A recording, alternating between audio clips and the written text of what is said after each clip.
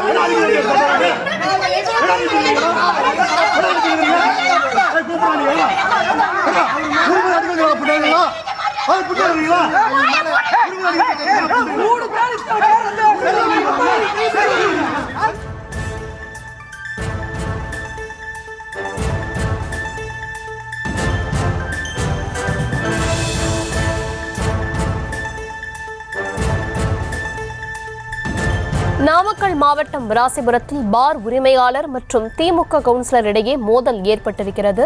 விவரங்களை தர இருக்கிறார் செய்தியாளர் கிருஷ்ணா. விவரங்களை வழங்கலாம்.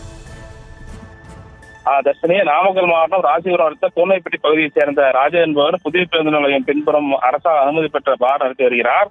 இந்த நிலையில் ராசிபுரம் 24வது உறுப்பினரான கலைமணி என்பவர் உள்ள நிலையில் அவரது மகன் லோகசரவணன் என்பவர் பார் உரிமையாளர் மாமூல் கேட்டதாக கூறப்படுகிறது. இது தொடர்பாக பார் உரிமையாளருக்கும் திமுக கவுன்சிலருக்கும் கடந்த சில தினங்களாக கருத்து வேறுபாடு இருந்துள்ளது.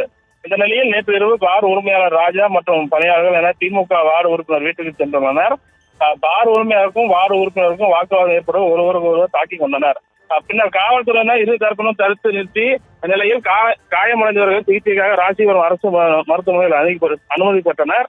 இந்த நிலையில் மருத்துவமனையில் சிகிச்சையில் இருந்த 3 நபர்களை திமுக கவுன்சிலர் மகன் லோகசரவணன் மருத்துவமனையின் உள்ளே புகுந்து தாக்கியதாக கூறப்படும் நிலையில் தாக்குதல் தொடர்பாக காவல்துறையினர் மருத்துவமனை உள்ள சிசிடிவி காட்சிகளை ஆராய்ந்து வருகின்றனர்.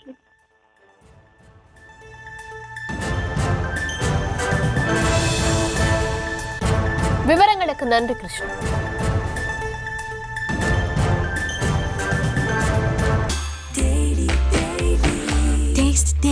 Taste the Daily.